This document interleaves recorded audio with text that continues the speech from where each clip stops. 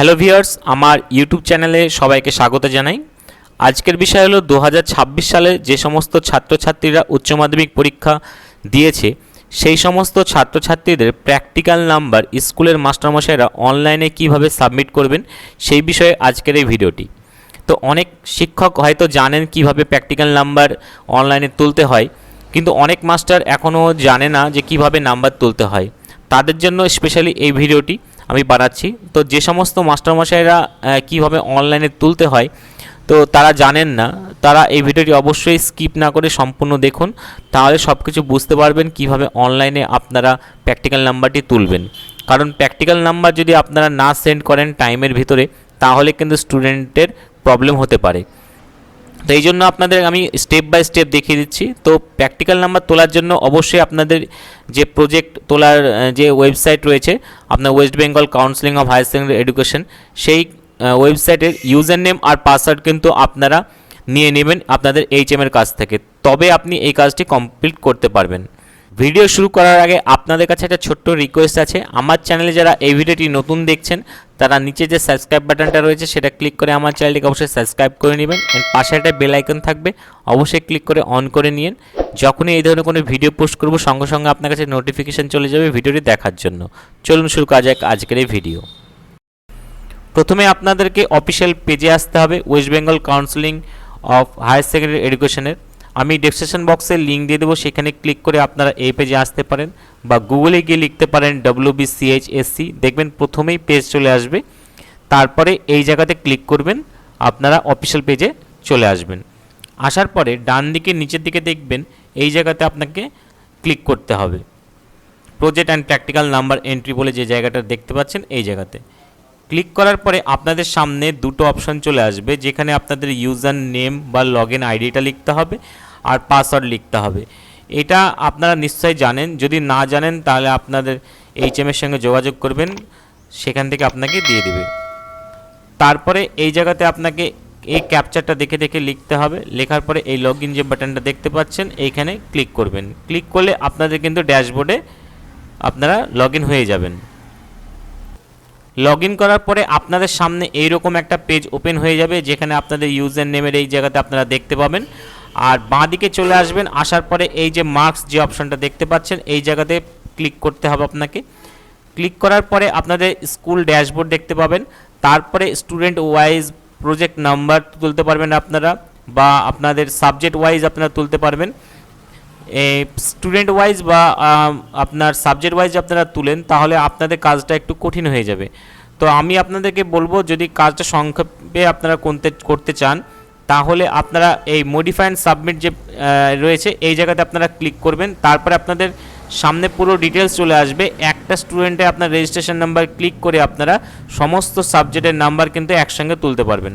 আর আপনারা যদি চান যে আলাদা আলাদা সাবজেক্টের আপনারা নাম্বার তুলবেন তাহলে আপনাদের সাবজেক্ট ওয়াইজ করতে পারেন, সেজন্য আপনাদের এই জায়গাতে ক্লিক করতে হবে।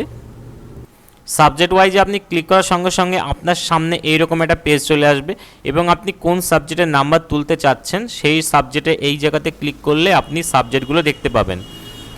আপনি যে সাবজেক্ট তুলতে চাচ্ছেন ক্লিক করলে আপনার সামনে যেসব স্টুডেন্টের বাংলা রয়েছে বা এডুকেশন রয়েছে, আপনি যে সাবজেক্ট ক্লিক করবেন পুরো ডিটেলস কিন্তু চলে আসবে, শুধু সেই সাবজেক্টের নাম্বারই কিন্তু তুলতে পারবেন আপনার। তো এইরকম করে আপনার সাবজেক্ট ওয়াইজ তুলতে পারেন বা স্টুডেন্ট ওয়াইজ। আর আমি আপনাকে যেটা বললাম সেটা হচ্ছে আপনি সমস্ত স্টুডেন্টের এক জায়গাতে দেখতে পাবেন, সেটা হচ্ছে এইখানে মডিফাই অ্যান্ড সাবমিট এই জায়গাতে ক্লিক করতে হবে। তা আপনার এইরকম করে আপনাদের সামনে পুরো ডিটেলস চলে আসবে। আমি অলরেডি প্র্যাকটিক্যাল নাম্বার বসিয়ে দিয়েছি, সেজন্য আমার নাম্বার এই জায়গাতে দেখাচ্ছে। আপনাদের সামনে এইরকম সব ব্ল্যাঙ্ক দেখাবে। তো আপনি সিম্পলি আপনাদের যে স্টুডেন্টের আপনি নাম্বার তুলতে চাচ্ছেন, আপনারা প্রথমে রেজিস্ট্রেশন নাম্বার দেখতে পাবেন, তারপরে নাম দেখতে পাবেন, তারপরে কোন কোন সাবজেক্ট রয়েছে সেটা কিন্তু পাশাপাশি দেখতে পাবেন। তো আপনি যে স্টুডেন্টের নাম্বারটা তুলতে চাচ্ছেন সিম্পলি আপনি সেই স্টুডেন্টের সামনে আপনি এই বক্সে ক্লিক করবেন। তো বক্সে ক্লিক করলে আপনি প্রতিটা বক্সে আপনি কিন্তু প্র্যাকটিক্যাল নাম্বারটা আপনি লিখতে পারবেন।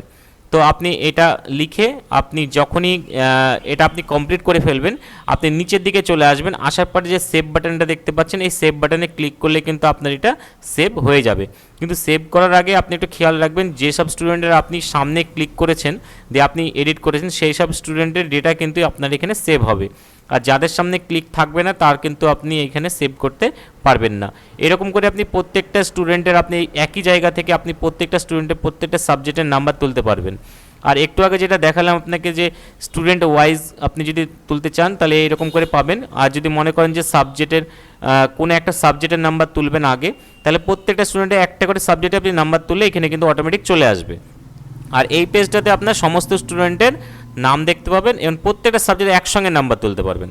এবার ধরুন কোনো একটা স্টুডেন্টের আপনার পরীক্ষা দেয়নি, আপনি তাকে অ্যাবসেন্ট করাতে চান, তাহলে সেক্ষেত্রে আপনাকে আমি একটা দেখিয়ে দিচ্ছি। আমি আপনার জন্য একটা রেখেছি এটা দেখানোর জন্য স্পেশালি। দেখুন একটা স্টুডেন্ট রয়েছে এই জায়গাতে, আপনার এই স্টুডেন্টটা আমার এক্সাম দেয়নি, সেক্ষেত্রে আপনি পুরো অ্যাবসেন্ট আপনি এখানে দেখাবেন। তো অ্যাবসেন্ট দেখানোর জন্য আপনি এই জায়গাতে ক্লিক করবেন। ক্লিক করলে দেখুন আপনার সামনে এই জায়গাতে সব লেখার জন্য জায়গা চলে এসেছে।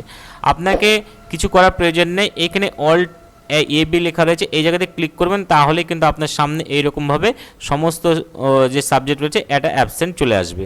তো আপনি এইরকম করে আপনার যে স্টুডেন্টগুলো এক্সাম দেয়নি বা আপনি চান অ্যাবসেন্ট থাকুক, তো সেই ক্ষেত্রে আপনি এটা করে দিবেন। করার পরে কিন্তু নিচের দিকে এসে অবশ্যই কিন্তু এই সাবমিট বাটনে ক্লিক করতে হবে। তো আমি এই জায়গাতে সাবমিট করে দিচ্ছি আমি।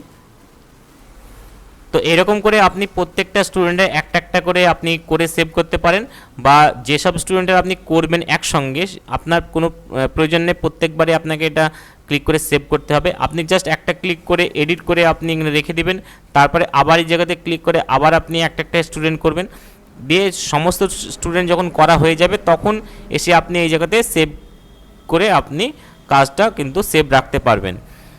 কিন্তু সমস্ত কাজ করার পরে আপনাকে কিন্তু ফাইনাল সাবমিট করতেই হবে। ফাইনাল সাবমিটটা আপনারা একটু নিচের দিকে দেখতে পাবেন এই সাবমিট বাটন।